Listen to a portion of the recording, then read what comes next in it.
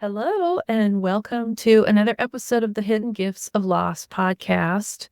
Today, I have a very special guest, the lovely and talented Vicki Poole. She is the host of Today's Dream, Tomorrow's Reality podcast, and she also has a wonderful Facebook community called Stand Up and Stand Out, where she hosts inspirational daily lives and fun master classes, which I've been to, and they were really great. And she's also a hairdresser, as am I. So we have that in common as well. So I really appreciate you being here today, Vicki. So welcome. Thank you. Thank you for having me. You're welcome. And today, Vicki had shared this story with me previously, and I really appreciate you being vulnerable and being willing to talk about this, because this is just is a heart-wrenching one, for sure. What I know about you is that you've taken some really big risks and you put yourself out there and you're doing things that I know that you didn't think you could do, like a podcast and like a master class and all these things. And I wondered if having gone through what you did, if that contributed to you really wanting to seize the day and your theme of today's dream, tomorrow's reality. Think about all the things that have happened to me in my life because there's a lot of things that were amazing and a lot of things were not so amazing. And I think all of those things have brought me to this place. And we have that lens of the world that we're looking at all the time. And so my lens of the world was really skewed for a very long time from all the things that had happened in my life. And I will say, when all of this happened with my granddaughter, it sent me to my knees for a little bit. But it was like, I have faith that everything's going to be great, whether it's, I won't even say because we haven't even told the story yet. However, I finally got to a place that, and through that and other things, that I can have faith that it was just part of my process and that I was able to be a blessing for her, even though it didn't turn out the way I wanted it to. And so recognizing that helps me to notice that as I'm doing things and creating things, that things are not always going to work out exactly the way you want them to. There's a journey in it. And sometimes the journey ends up being exactly someplace different than you even imagined. But sometimes that journey is actually even a better place. I know I'm stronger now than I ever was before. And I've realized the capacity that I have for love in a totally different way. Yeah. I don't know if I even answered your question. Yes, you did. And those are you answered it perfectly. And those are some big hidden gifts. I love your attitude is really, I think, what gets you through anything. And just having that faith that it's going to work out. We don't know how it's going to work out, but that's such a strength that you have. Yeah. And it came from a lot of trial and errors, I will tell you. So do you want me to just jump in on it, or how do you want to proceed? Yes. Are you comfortable? Okay. Yeah, I'm good with that. All right. Yeah. All right. So I'll start in a little bit of the beginning, which my son had this girlfriend, and we found out that she was pregnant. But the funny thing about this is, and I'll just back up just a touch, when he introduced me to her, I was so used to he had girlfriends here and there, and I didn't even register her name. It was like, oh, hi, nice to meet you, and just went on about my business. I didn't even really know her name until we found out she was pregnant. And then it was like, okay, she's important in this theme now, because they were just fleeting. Yeah. And so it was like she was so insignificant to me in that moment until she wasn't, right? And then I actually opened up my home and let her come and live with me for a while because she was on bed rest. And so I took care of her. And inadvertently, her and my son ended up moving in with his grandmother. And the day that the baby was born, they had a home birth. And so I had been anticipating this birth so much. I was so excited. I was going to be a yaya. And which funny, because I didn't want to be a grandma. And I wanted it to say it meant grandma. So that was a yaya. It's Greek for grandmother. Oh. And so that's what I decided I was going to be. And so I had started creating a little nursery for her because I said, I'm not going to keep this baby all the time, but I will keep her on occasion, let y'all go do something. And so I was beginning to create this nursery for her. Mhm. And the day she was born, I got a call from the birth mother's mother and said that Jennifer was in labor and could I go and get her and take her to the hospital or to the doctor? And I said, okay. So I Wow. dropped everything and I left and went to go get her. She was having pains, but they weren't that close together or anything. I guess we just assumed we had plenty of time. Mhm. I drive up, and the long driveway is really long. As I'm on the driveway, I get a phone call from my son, and he's screaming at the top of his lungs. He said, I just delivered the baby. What do I do with the umbilical cord? Oh, I said, don't do anything. Oh, I said, I'm calling 911.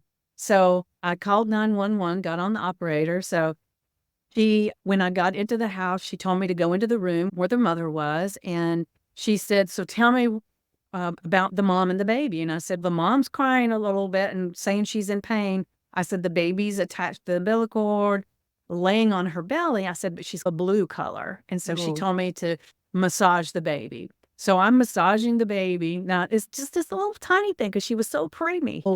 Oh, And I wow. think she was 6 weeks premature, if I'm remembering right. Anyway, I'd rub her, and then Jennifer was screaming because she was in pain trying to for the afterbirth, right? Right. So the 911 operator said, rub the mommy's tummy. So I'd rub the baby and I'd rub her tummy, and I'd rub the baby and I'd rub her tummy. And until the paramedics got there. And when the paramedics arrived, they cut the umbilical cord and handed her to me. Well, and it was like, oh, I'm in heaven. And I held her so tight. I was so excited to be a yaya. Oh, yeah. And so when they wheeled her away, they took the baby with them and they go to the hospital. And so my son, he's a smoker, so he's all nervous and everything about all this. So we go to the hospital, everything's fine. And then the next day, I go to the hospital, everything's fine, go in the NIC unit, see the baby, talk to the mom. And then I go into the room with the mom and my son, and she had another child, a teenage son that was in there, and there was a couple other people. And these women came in and they had clipboards with them. They just walk in the room. And I'm thinking, what is this? Maybe she didn't give them insurance information or something. That's the first thing that popped in my head. Yeah. And they look at Jennifer, the birth mother, and they said, I'm pretty sure why we're here, and we can't let you take this baby home. And in that moment, my heart just went, holy shit, what is this about? And in that moment, it was like everything stood still. And the woman turns and looks at me and says, can you take her? And I said, I'm not her mother. I'm his mother. Yeah. And she said, we know who you are. Can you take her? And I just looked at him and they said, can we step out in the hallway? So I went out in the hallway with these two women. And so they asked me, they said that because, I don't know if it was because it was a home birth or because Jennifer was exceptionally skinny or what the deal was, but they did a drug test on her and she was positive for meth. Oh. And so that's why she couldn't take the baby home. And so they asked me, would you be prepared? And I said, yeah, I have a room that I've been getting prepared. But I said, we had 6 weeks more, so I don't have a crib in there. I don't have everything I need. And she said, can you get ready? I said, yes.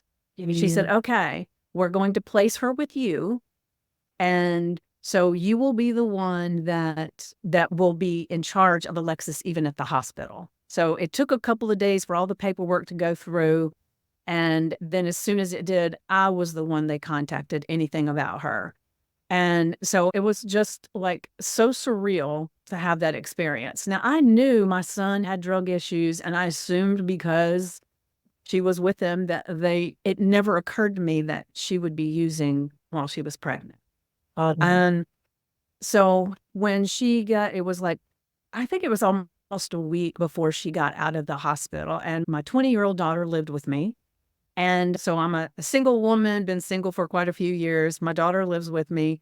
And when this happened, we met with the pediatrician at the hospital, and he told us, he said things could go a couple of different ways. He said, we don't know what level of meth she has in her system. So she could either be totally lethargic or she could be unconsolable. We don't know. And so he said, we've got to watch. So as they watched her, they said that she was going to be lethargic. And so it was our job to wake her up every 3 hours and feed her, because left to her own devices, her brain wouldn't function to let her know she was hungry, and she would just perish. Oh, And so that's why I feel so gifted that I got to take her home, because we took such amazing care of her. My daughter worked at Starbucks and I was a hairstylist. And so my daughter took the day shift with watching the baby. And then when I would get home, she would go to work. And so at the nighttime, I had her. And there was many times I was laying with her on my chest because she was so tiny. I'd have her just laying right here. And then my alarm would go off in 3 hours, you know. So it was intense. But one of the things the pediatrician said when she was about, I can't remember if she was 3 or 6 months, might have been 3 months. I don't even remember.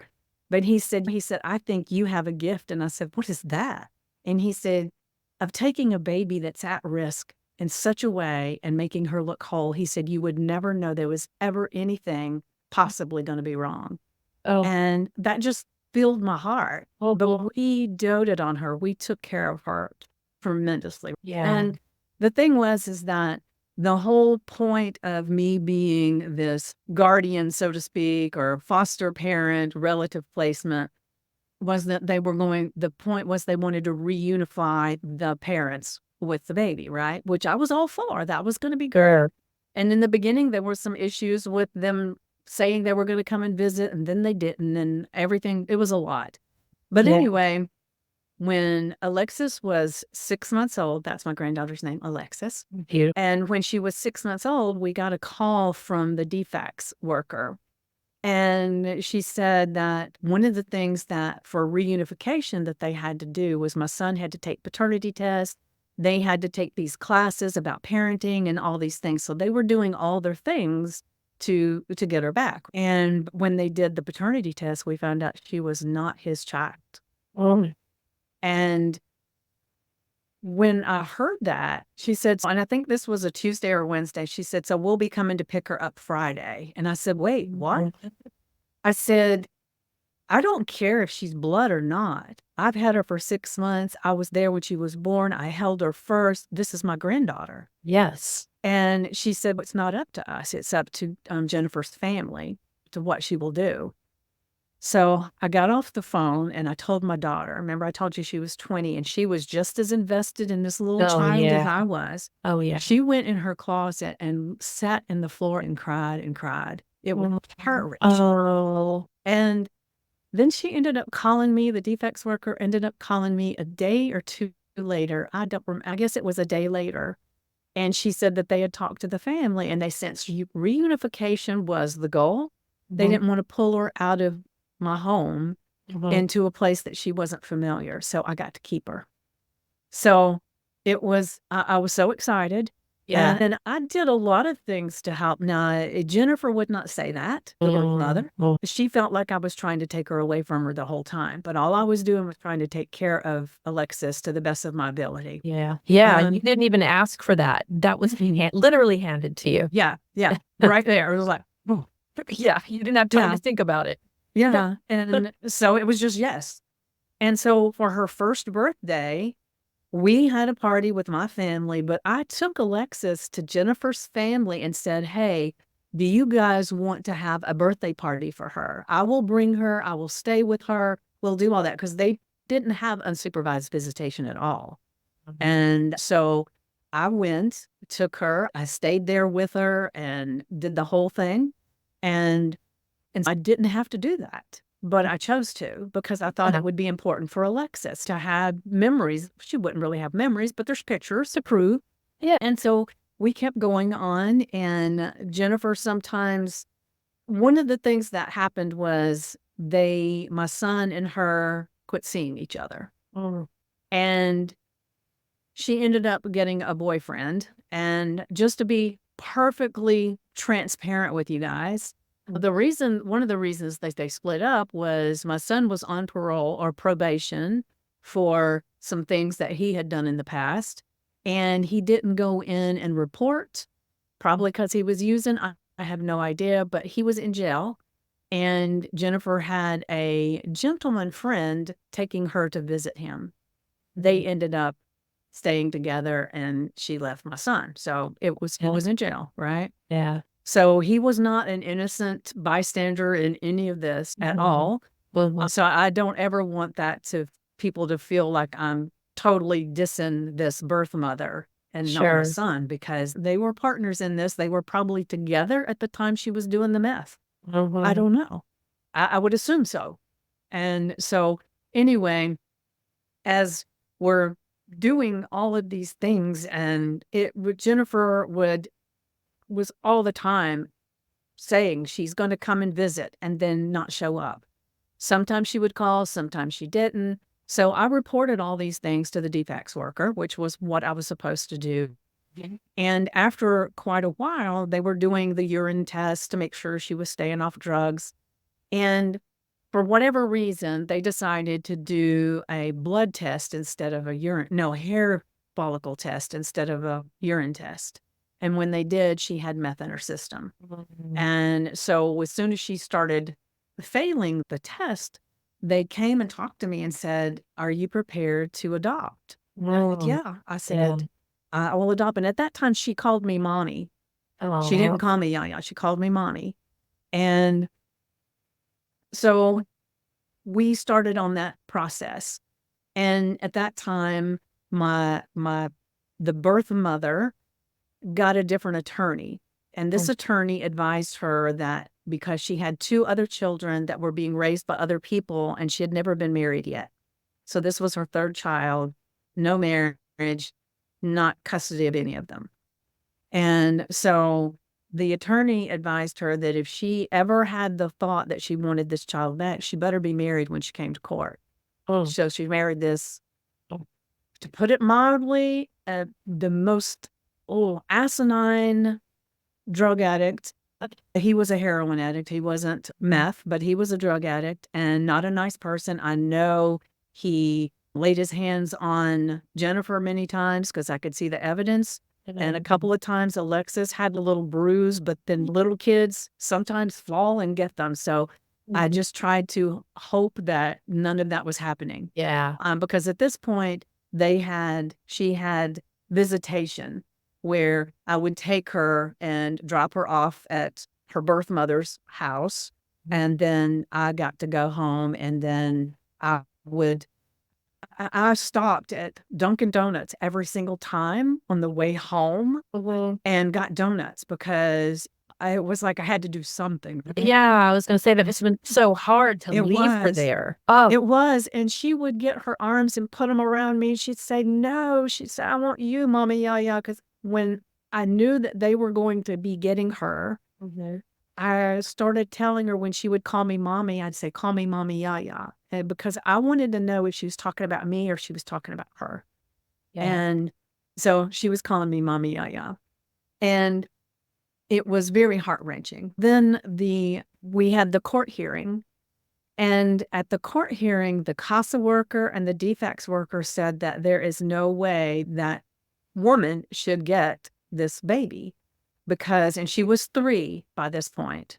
So I'd had her for 3 years. Yeah. And they said that it was an ownership that she felt she had. It wasn't a bond. Yeah. And they just didn't trust that she was going to stay clean and do the right things. And so they said, no way. She should be able to have Vickie adopt. The judge said, this is a family's first state, and that woman's not family. I'm giving her to the mother. Oh, no. Yeah. Because what they did was, after they discovered that she wasn't my granddaughter, I had to become a foster parent fictive kin, which I didn't know what that meant before, but it's that you choose to be kin. Okay. So I chose to keep her. I chose to be her grandmother. And that's just how it was. And so once they told her that she got custody. She was right before it happened, before the custody paperwork were done and everything. They said they wanted to let Jennifer have her for 10 days, and then she would bring her home, and I would have her for a few days before we went to court, and she became hers. Oh, So she was gone for 10 days, most excruciating time of my life. yeah. When they brought her home, they walked up to the door, they rang the doorbell, and I opened the door, and she said, "Mommy, Yaya," and she reached out for me, and she hugged me so tight, and then she would back up, and she'd look at me, and she'd say, "I love you, Mommy, Yaya," and then she'd hug me tight again, and then she'd do it over and over again. Now, I'm crying, she's crying, Oh. and part of me crying was knowing that they were about to get her, and I might not ever see her again. The day before they were getting her, my sister, her husband, myself, and my daughter and Alexis, we went to the zoo. We went to the park. We went everywhere we could think of to have her have a good time. And it was such an amazing weekend spending that time with her. And then I had to release her. And after I released her to them, Jennifer called me and she said, when we brought Alexis back after those 10 days, I saw what the bond is that you guys have. And she said, so how about instead of completely cutting you off, how about you get to have her on the weekends? I said, I'll do whatever you say. I will take her. And so I got her on weekends. And I know it was because they wanted to go out and do their partying and do their thing, but I didn't care. Then sometimes Sunday afternoon would start rolling around and she'd message me. She wouldn't call because I'm pretty sure she was high, but she'd send me a message and say, I'm sick, or she would have some kind of excuse why she couldn't come get her. Could I keep her for a few more days? Sometimes I would have her like 5 days at a time. Sometimes I would have her a week. Sometimes I would just have her the 2 days over the weekend. So it was that way. Actually, they got custody of her when she was 3. I guess she was 3 because we had her birthday party right before then. And then I got to see her for a little while. And then her husband had a overdose and he didn't pass away. They had the whatever the hell it is that you have in your possession to pull him out. I don't even know what it is, but they had that. But word got to DFACS about something about that. And that they were convinced that I was trying to take Alexis away. And so they shut me off. But to be honest with you, it was more him than her because he was very jealous of the fact that I had a bond with Alexis and that Nicholas was my son, the one that she had been with. Yeah. And she didn't want me to have her at all, but he really brought that out in her a lot more. So I don't know what he was saying because when I would go and pick her up at their house after they got full custody, I would go pick her up and then I would take her home. And when I would get there, she would be not dressed, not brushed, nothing, because she wouldn't let them do anything because she was waiting on Mommy Yaya to get there. Oh. Yeah. Yeah. And so as soon as I'd get there, she'd say, "It's Mommy Yaya, it's Mommy Yaya." And then I would grab her, I would get her dressed, I would brush her hair and everything. And her husband's name was Jeff, and he would peep his head around the corner and you could just see the disgust in his face that he was really upset about it. They had this little row with DFACS. They shut me off. And I didn't get to see her.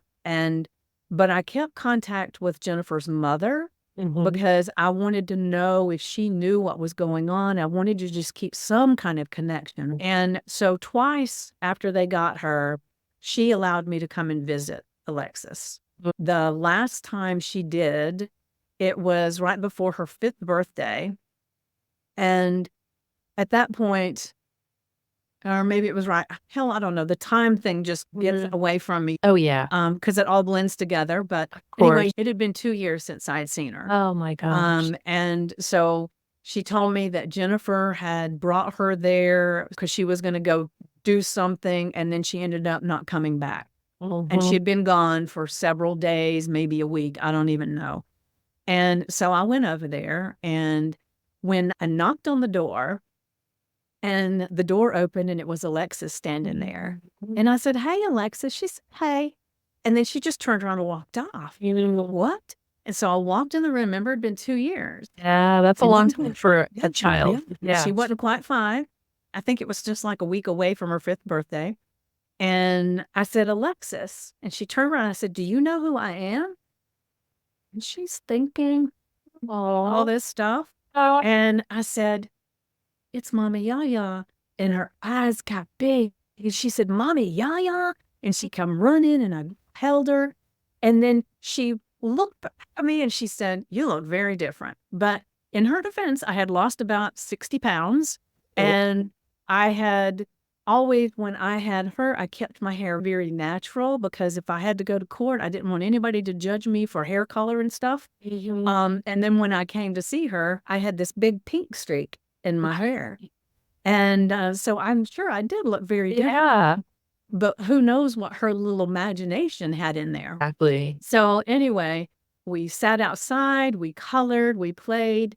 And an interesting thing that happened is that while we were sitting outside and we were playing, we were just talking. And she was a little aloof, even though she was excited I was there. Yeah. And we were at this grandmother's house who happened to be like a bit of a hoarder. So there was really like you had these hallways that you could walk with boxes and things. And the areas that you could walk weren't very clean. So we stayed outside and it was very hot.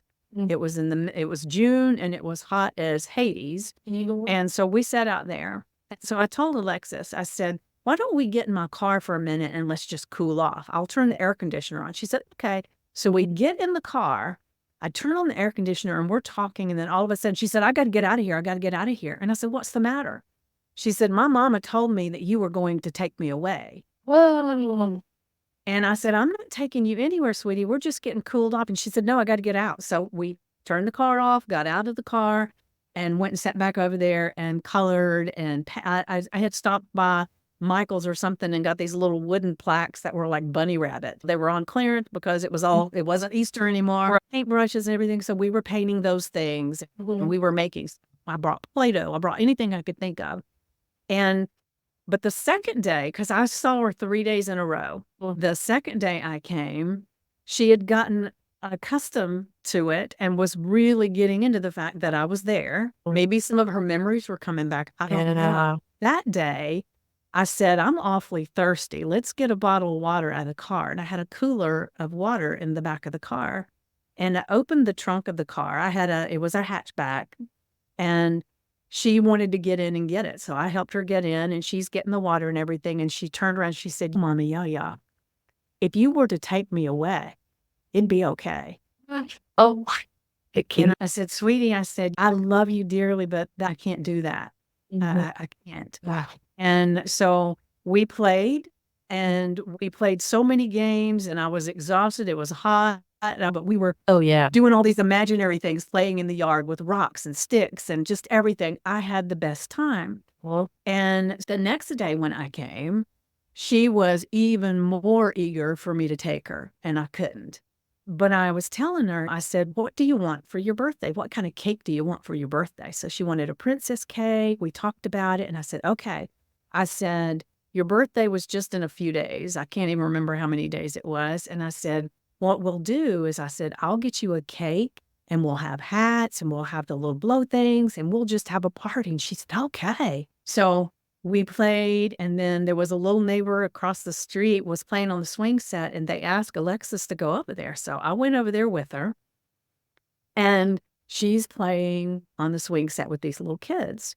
And so I said, "I need to go ahead and go home. I got to take the dog out." And she remembered Ricky, my dog. And I said, "So I'll see you tomorrow." She said, "Okay." And the next day was going to be Saturday. And I said, "I actually took off work, so I don't have to come late in the day. I can come in the morning and we can have a good day." And she said, "Okay." And so I went home. The next day, I show up at their home. I knock on the door and somebody else comes to the door. And I said, "Where's Alexis?" And they said, "They came and got her." I said, "What do you mean they came and got her?"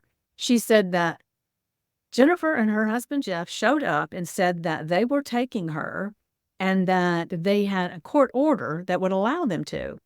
And I said, did you see any such paper? I said, we're talking 2 drug addicts that have just abandoned her for over a week, and you just let her just go? And she said, they said, and I said, did you see any papers from any judge? And I said, let me ask you something. I said, how many times have they called the cops? Never, because they don't want to get their ass in trouble. Do you think they actually went to a fucking judge and told them that they wanted to get their baby back? I said, it is not true. And I said, I cannot believe you let that baby, that innocent baby, leave with those 2 people. And I was This was the mother? This was Jennifer's mother? Mhm. Let her go? Yeah. Yeah. And then I was like, now what do I do? There's nothing. And I found out later that she actually gave custody to her husband's brother and his wife. And I know nothing about these people. I don't want to be judged for the fact that my son is the way he is. So I really try not to judge them because I don't know. Yeah. And I don't know what Jennifer has told them about me. Yeah. I don't know anything, right? Sure. But she gave custody to them. And then she moved to North Carolina, and he went with her, and he died of a drug overdose. Oh.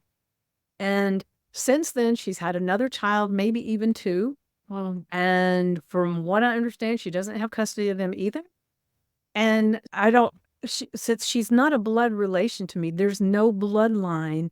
If she were to get to be 15 years old and wanted to search for me, there would be no way to find me unless she went back to defects. And I don't even know what they'd tell her. And so the thing is that I have so many memories of her. Let me show you. Let's see if I can get it to pop up. That's her. That's her. That's the last time I saw her.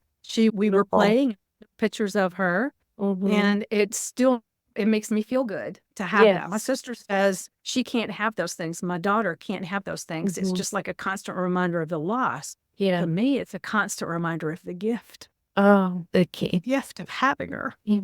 And so I still have her. I still have her things that she came home from the hospital.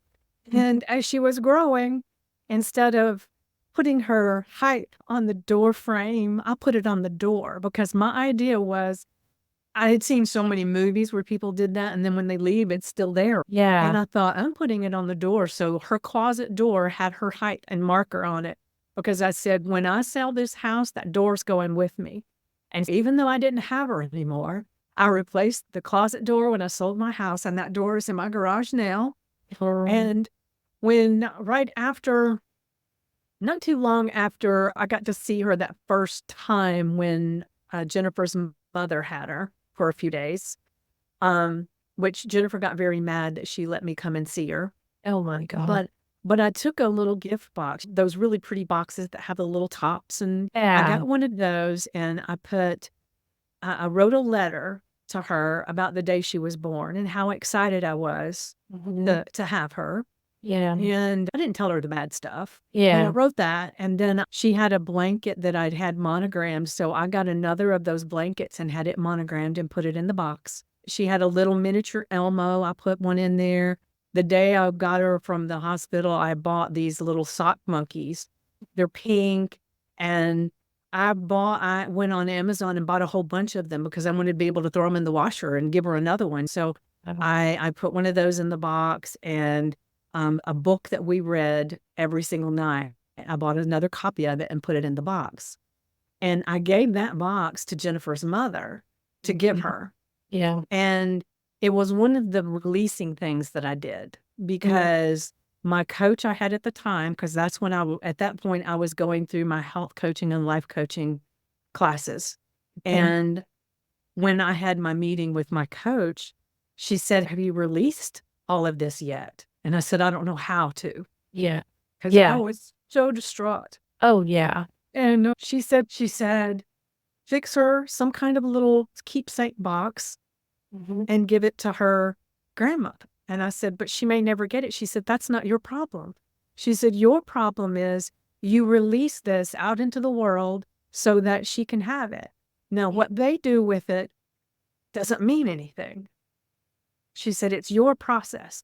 So I said, Okay, so when I did that, I created a second one. I created one that I could keep with me so that if I ever saw her again, I could give it to her. Yeah. And so I have that keepsake box with all those same items. It's identical to the box that I gave Jennifer's mother. And since all this happened, Jennifer's mother's passed away. So I don't have any connection to find out things. So it's definitely been an amazing, joyful process. Yeah. Some of the things, I started writing her a book. And the funny thing is, as I started writing her this book, she was one of the things that we would do a lot of time was I had this chalkboard because my home looked like a little kindergarten class, right? I had this chalkboard and I had drawn a sun on it, what I thought looked like a sun. It was a circle with these little lines out, right? She goes, oh my gosh, it's a spider. And I said, a spider? And she said, I'm scared. So we would run up the stairs and sit at the top of the stairs. And she'd say, oh, it's a spider. And then she'd say, you want to do it again? Oh, sure. So we'd go back down. We'd walk over to the chalkboard and she'd say, oh, it's a spider. You know how kids are. Oh, yeah. You that over and over. And I called her my pumpkin doodle. Oh. But the funny thing is, I was writing this book and I stopped writing it after all this happened. But I was writing this book about all these things, like her being my pumpkin doodle and us doing the thing with the chalkboard. And there were several other little things that we were doing. We went and jumped in muddy puddles because she was big into Peppa Pig. And so I had bought one of those smaller trampolines that has a swing set on it and it has the net around it. And so we would play in the backyard. We would do all these things. And as I'm writing this book, that's when I got to see her that last time, right? And I called her my pumpkin doodle and she said, ooh, don't call me that. And I said, why do you not want me to call you that? And she said, because that's not my name. I said, okay, so I don't know if it's something they said to her or whatever, but I lost all the joy of writing that book. Oh. It was like, those things don't mean anything to her anymore. So it felt like a silly thing to do. Writing it. So I just dropped it. And many little things that were amazing gifts. I had such a fun time with her. I working in the hair salon. It was a family salon. I took her to work with me on Saturdays. I bet she loved it. Yeah, when she was until she was a year old, I had her with me every day at the salon because I had a little playpen there. So all the clients would come in and they would talk to her and I even had the little bassinet thing that would rock and I would have it there and then she would sleep in it. And then as she got older, when I put her in daycare across the street and on Saturdays, I had her at work because they're not open on Saturdays. Of course, yeah. And so I would have her there all day. And there was even, I've got pictures of clients coming and one of them was a grown woman. She was small. And Alexis was in the playpen playing and she got in the playpen with her and is playing with the books and reading to her and stuff. And so she had this little chair that we set up in the dryer chair and she would eat. And then when it was nap time, we'd put her in the stroller and we would take turns walking around and around the building to get her to sleep. And so it was like part of life. Yeah. She was part of the family. Yeah. Yeah. Oh, that's just heartbreaking. What I do now, and I'll share real quick. I was desperately thinking, how can I get her? How can I find her? How can I find her? And I ended up having a guest on my podcast that works in a different state, but like a defects kind of thing. It's called something else where she's at. And she told me to reach out to my defects worker. And she said for me to let her know if it didn't work out. And one of the things that happened too is that CASA worker that told the judge she didn't want Alexis to go with her. Yeah. She quit being a CASA worker after that. She said this was the one case that made her realize that what she did meant nothing. And she said if anybody did not deserve to have that baby, it was her. And she said, I can't do this anymore. And I kept in contact with her for probably a year or two after she got Alexis. But anyway, now I forgot what I was saying. You reached out to her. Oh, yeah. I reached out to, I didn't reach out to DFACS because I found out that my son still is in contact with people that know Jennifer. And he said that Jennifer had moved to North Carolina and that the people that had adopted her live in North Carolina too. So it's a different state. So mine wouldn't have anything to do with it. Oh, okay. But then what I got to thinking about was how selfish would that be of me if she is in a happy home and I'm hoping by God that she is. Yeah. Then that would be the worst thing I could do for that little 10, because she just turned 10 on her 25th. I just can't imagine how heart-wrenching it would be, because for that long, 5 years, she's been with them. She was only with me for 3 full time. So she's been with them more than me. And so I had to abandon the whole thing because I didn't want to assume that things were bad. And I didn't want to take the chance that things were amazing and I disrupted her wonderful life. I did nothing. I've got all my stuff. And someday maybe there's a way for her to find me. If there is, I don't know. And if so, then I'll share all these things with her. Yeah. So that's where I am. Oh, Vicki, thank you so much for sharing that. You gave her such a gift. The first 3 years, they say that everything forms in the first 3 years. Actually, the first 7. For 7 years. Okay. You gave her the first 3, right? Yeah. And I really feel like if I hadn't had her, she probably wouldn't have lived. And the pediatrician said that he was shocked that when they got the blood work back, she had the highest level of meth of any baby he had ever seen. Wow. And so he was really concerned about her. And of course, they said that she might show signs of some delay or something when she started school and she had to be more structured. I don't know. Yeah. The only times I really had a tough time with her with outbursts and things like that was after she had spent some time with them. Yeah. Which makes sense because she had no idea who they were. You know? And they would talked bad about me. Yeah. And I really don't think that when she was with them that she was taken very good care of. Sure. No. Yeah. No. So that was just such a purely selfish act on her part and vindictive. Yeah. Yeah. And it's so the fact that they were adults, I almost want to put that in air quotes because obviously they weren't very functional. They were of adult age. They were of it. There you go. But that they could not see far enough out of their own little realm of jealousy and insecurity to think of the well-being of this little girl. Yeah. That's one of the CASA workers said. It was she said she recognized that she wanted ownership of this baby that was her baby. That was the whole thing. It was her baby. And I don't know. You were completely at the mercy of this judge. Yeah. And later on, I looked him up, and there was a lot of complaints for the same kind of thing. Wow. Yeah, and you've got to look at the whole case. That's why you're a judge, right? You're supposed to be impartial, and you're supposed to be able to use your judgment. And they obviously did not.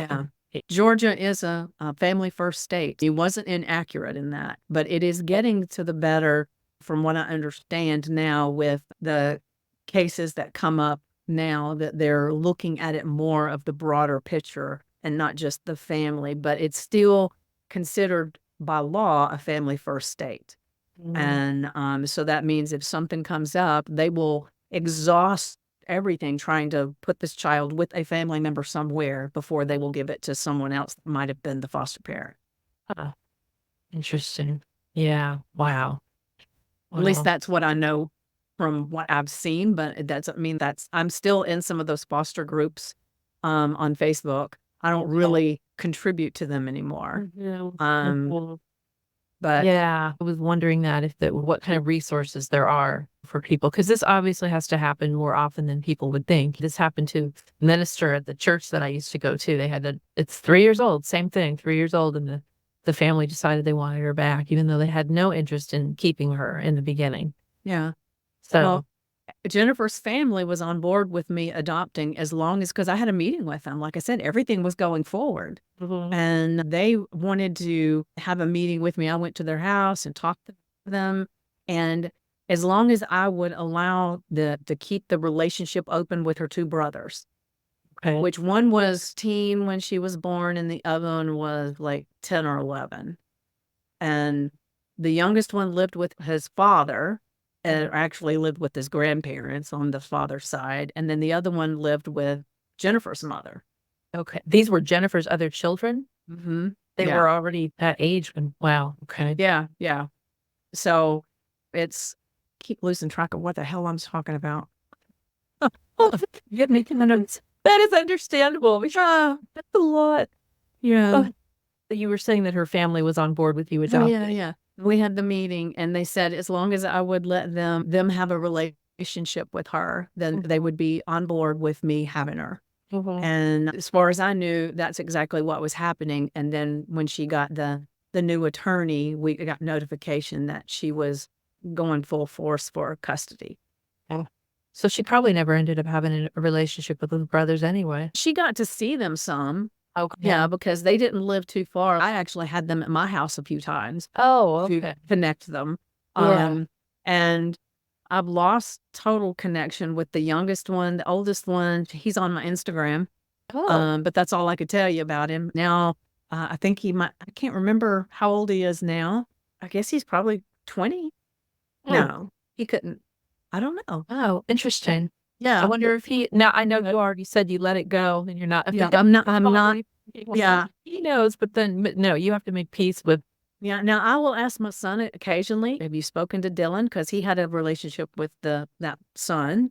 And he still talks to him some. And as far as he says, that Dylan really doesn't get to see her either. And so I don't know. I really feel like that probably none of them do. That they took her away.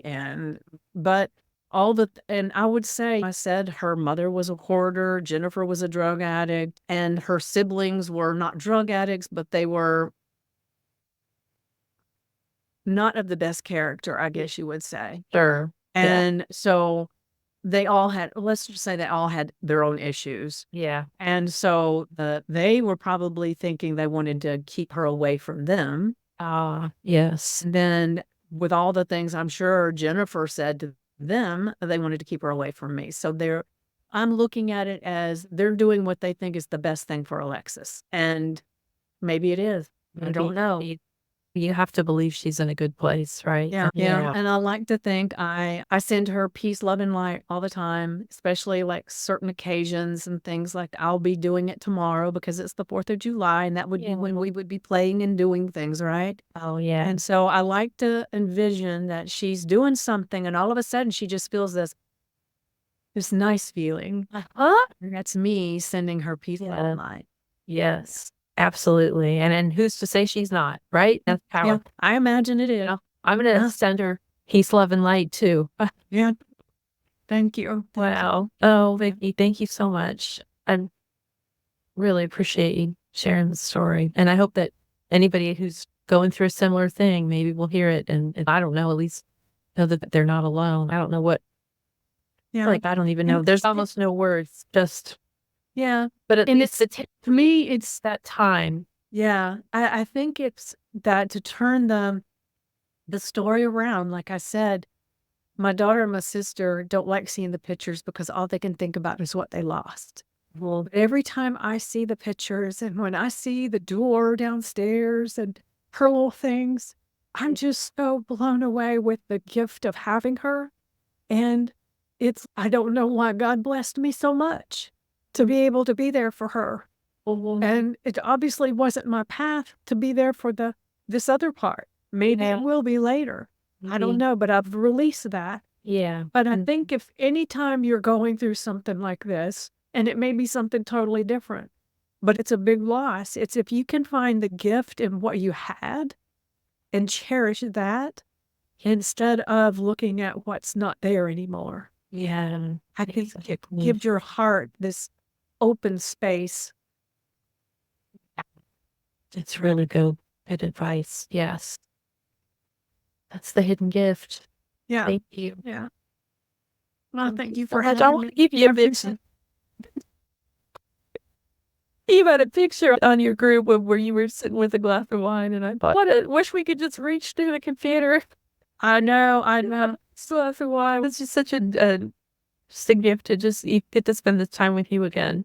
Thank you. I appreciate it. And I loved having you on my podcast too. So it's reciprocal. Aw, thank you. All right.